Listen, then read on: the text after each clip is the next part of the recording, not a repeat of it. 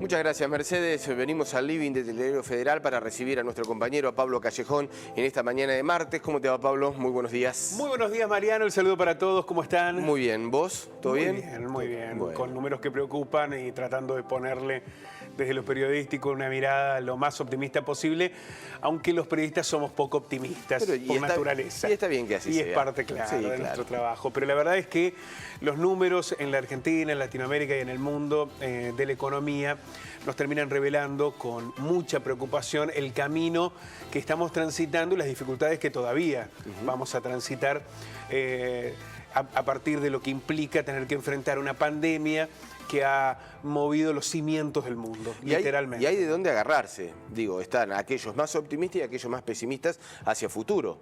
Hablando de una recuperación, algunos lo ven una recuperación muy pronta y otros una recuperación mucho más lenta y con mucho sufrimiento. Lo que sí hay un punto de coincidencia entre los sectores más liberales o neoliberales y los sectores más ligados con una participación activa del Estado, que en este tránsito es el Estado el camino.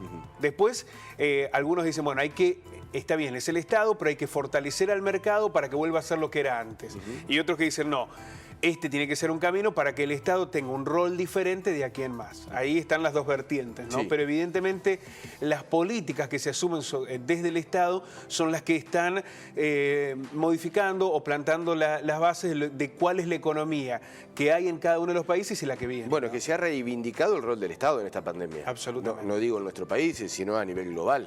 Está claro, ¿no? Hoy son pocos los gurúes o voceros del mercado que están siendo parte de la solución. En todo caso, sí del análisis, pero no de la solución. La solución está en los jefes de Estado. Hay mucha discusión también si no se necesitan más liderazgos regionales y no individuales, pero bueno, esto es otra discusión también. Bueno, a ver, tuvimos la posibilidad de estar hablando aquí en Telediario Federal con Esper, uno de los representantes y más identificados desde lo liberal, y hablaba de la presencia del Estado. Claro. Hablaba de la presencia del Estado en esta situación, obviamente con los matices que puede llegar a tener esa visión de presencia de Estado para Esper. Pero ya que Esper mencione que el Estado tiene que estar presente en una situación como la que estamos atravesando, es todo un dato. Claro, aquí hay un punto de coincidencia. El que asume un rol primero central es el Estado, ¿no?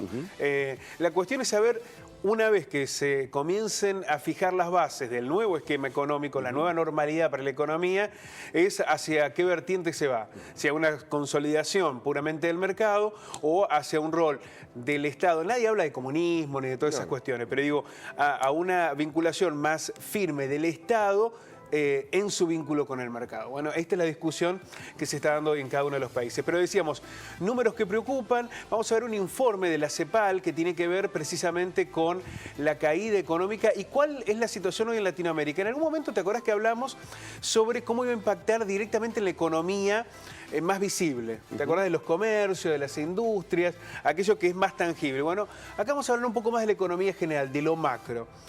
Según este informe de la CEPAL, la pandemia conducirá a la peor contracción en Latinoamérica desde 1914, que fue una de las peores crisis, y la de 1930, que fue la que superó o la que estuvo relacionada con el crack financiero en los Estados Unidos y que derivó después en el mundo. Según las últimas estimaciones, se prevé una contracción regional promedio del 5,3% para el 2020. Estamos hablando de toda Latinoamérica. Bueno, nosotros estaríamos arriba de ese promedio, digo nosotros como país. Nosotros. Yo creo que en Sudamérica las grandes potencias, si sumamos a México, van a estar todas muy por encima de ese nivel.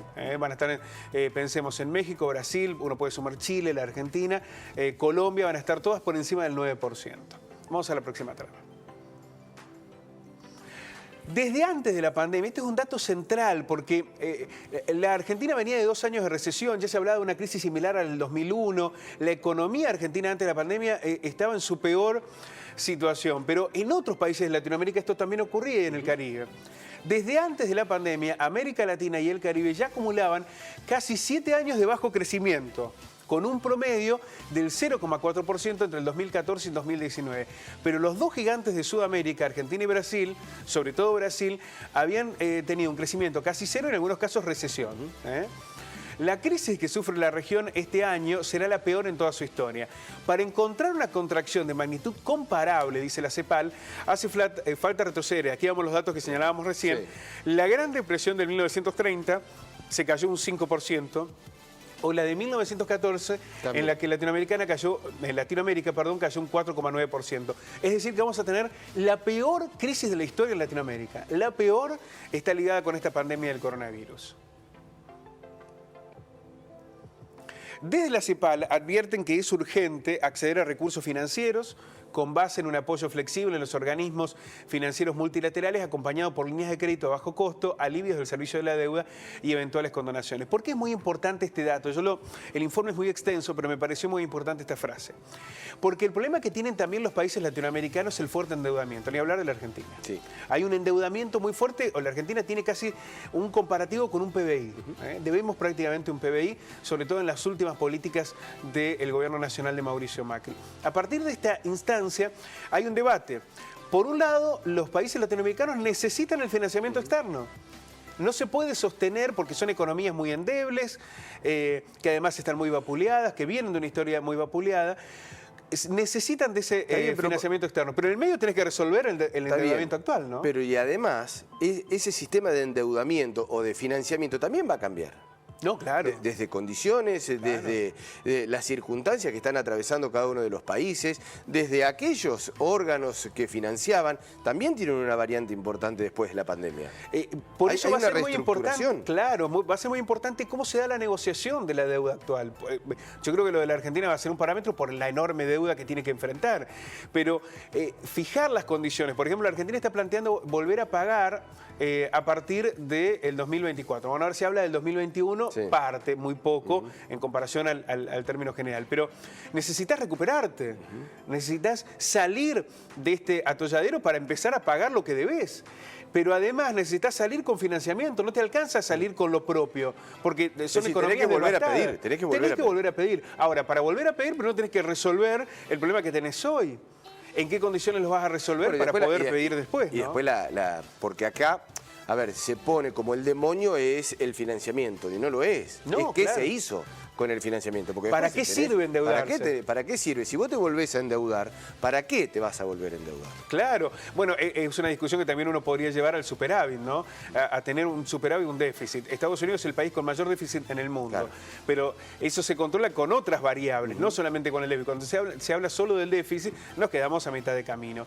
Vamos a ver otra de las tramas de la CEPAL. Prevé que América del Sur se contraiga, lo decíamos, 5,2%, debido a que varios países de esta zona se verán muy afectados por la caída de la actividad de China, Sudamérica, Latinoamérica cada vez más dependiente de la economía china. Bueno, es otro tema. ¿Dónde y cómo van a estar los mercados internacionales? ¿A quién le vendes? ¿A quién le vas a vender? ¿Quién es el comprador? ¿Cómo va a comprar? Porque, Centroamérica y Norteamérica están vinculados a los Estados Unidos. Sí. También en parte el Chile a través del Pacífico. Pero Latinoamérica está muy dependiente de la economía china. ¿Por qué? Bueno, sobre todo por las materias primas. Sobre todo por las materias primas. En tanto, en América Central, lo decíamos, la caída sería del 2,3% afectada por la caída en el turismo y la reducción de la actividad de Estados Unidos. Claro. Fíjate vos, ¿no? Sudamérica mira a China, Centroamérica y Norteamérica miran hacia los Estados Unidos. Pero ahí también es clave la cuestión del turismo. Sí. El turismo en el Caribe es la industria. Se te cae el turismo, la economía se desploma absolutamente. Para algunos países casi la totalidad, bueno, un 80% de los ingresos. Allí tenemos una pequeña ventaja, digo como país productor de materia prima, de alimentos, claro, de los granos, de los derivados. Es decir, porque el turismo va a ser muy difícil retomarlo a prepandemia. Sobre todo el turismo que viene de afuera. El turismo interno, sí, hay algunas señales pueden... Bueno, pero Centroamérica y el Caribe... Ahí necesitas, claro, necesitas lo que viene desde afuera. Brasil tiene en su turismo una industria enorme. Es cierto que no es la única variable, pero depende mucho también del turismo. Bueno, y si nos vamos a regiones, con turismo internacional en Bariloche, por ejemplo, es clave. Cataratas. El norte argentino, dependen mucho del turismo, las mismas sierras de Córdoba, sí, Mendoza. Yo me refería a ese turismo internacional que tiene que llegar de afuera. Bueno, claro, ¿no? Bariloche y las cataratas aparecen como Calafate, ¿no? Aparecen como las señales más fuertes. Este informe de la CEPAL es muy elocuente en este sentido. La interrupción de las cadenas de valor producidas por la pandemia van a impactar con mayor intensidad las economías brasileña y mexicana que poseen los sectores manufactureros más grandes. Por esto que decías vos, Mariano. Lo que está cayendo más es la compra de insumos industriales, manufacturados. Se están sustituyendo importaciones, pero además las economías, ante la gravedad que están viviendo, buscan vivir con lo que tienen, ¿no? Entonces, sí las materias primas, porque para muchos países es insustituible la materia prima. Vos lo necesitas para alimentar, por ejemplo, lo que sucede en la India o en China. En tanto, el valor de las exportaciones de la región caería cerca del 15%. Es, si uno mira, desolador el informe de la CEPAL de lo que está ocurriendo en Latinoamérica, pero al mismo tiempo es elocuente de los tiempos que transcurrimos. La tasa de desempleo... Este es un tema. Es todo un tema. Se ubicaría en Latinoamérica en torno a un 11,5%, un aumento de 3,4 puntos porcentuales respecto del 2019, que había sido el 8,1%. Tener una desocupación de 2 dígitos es gravísimo. De esta forma, el número de desempleados en la región llegaría a casi la totalidad de los habitantes de la Argentina, si hace uno en comparativo, ¿no? 37, casi 38 millones de personas. Hay un elemento que algunos señalan, bueno, pero tenemos como ejemplo Estados Unidos, que cayó el desempleo, pero han sumado 8 millones. Está bien, sumaron nuevamente 8 millones de trabajadores, pero habían perdido 46 millones de empleos. Porque lo que se reactiva inmediatamente tiene que ver con la economía que naturalmente iba a tener ese empuje una vez que superaran. Claro. Las condiciones laborales, la ley laboral en Estados Unidos es muy diferente a la de Argentina y la de la mayoría de los países latinoamericanos. Y pero, está bueno esa comparación que haces, Pablo, porque en muchos lugares se ha puesto ese crecimiento del empleo en Estados Unidos como un rebote excepcional del trabajo en Estados Unidos. No es así, porque hay una diferencia abismal entre las pérdidas de trabajo y lo que se ha recuperado. No se recuperó ni un tercio, claro, ni un 20% de lo que se perdió, porque lo que se recuperó, como hay una mayor flexibilización en el despido, es el sector que inmediatamente después de la cuarentena se recupera e incorpora a su trabajador. No, en esa instancia, en el medio de lo que sería el aislamiento, el cierre de los comercios, le dieron la posibilidad de que no pudiera tener el trabajador. Ahora lo recupera. Pero estamos hablando de menos del 20% para reactivar una economía que además venía muy bien, porque la economía de los Estados Unidos estaba dando índices muy importantes a nivel mundial. Bueno, este es un proceso en el que va a cambiar. Pero también es saber, bueno, una vez que transcurra este proceso, ¿hacia dónde vamos? Y ese es el gran debate. La pregunta que nos hacíamos hace algunas semanas, ¿quién va a pagar esta crisis? ¿La pagan los mismos de siempre? ¿Habrá un nuevo camino para la economía mundial? Bueno, este es el debate que se abre. Pablo, muchísimas gracias. A ustedes. Vamos a seguir buscando esa respuesta. Ojalá que sí. La vamos a seguir buscando. Bueno, dentro de un ratito vamos a hablar con un licenciado en comunicación que ha escrito un libro con otros investigadores del CONICET, también buscando algunas respuestas también que tienen desde el punto de vista económico, social, pero también desde lo filosófico para ver cómo le encontramos salida a esta pandemia. Y es muy importante que todos esos elementos se sumen porque es el gran debate que viene. Gracias, Pablo. Hasta luego.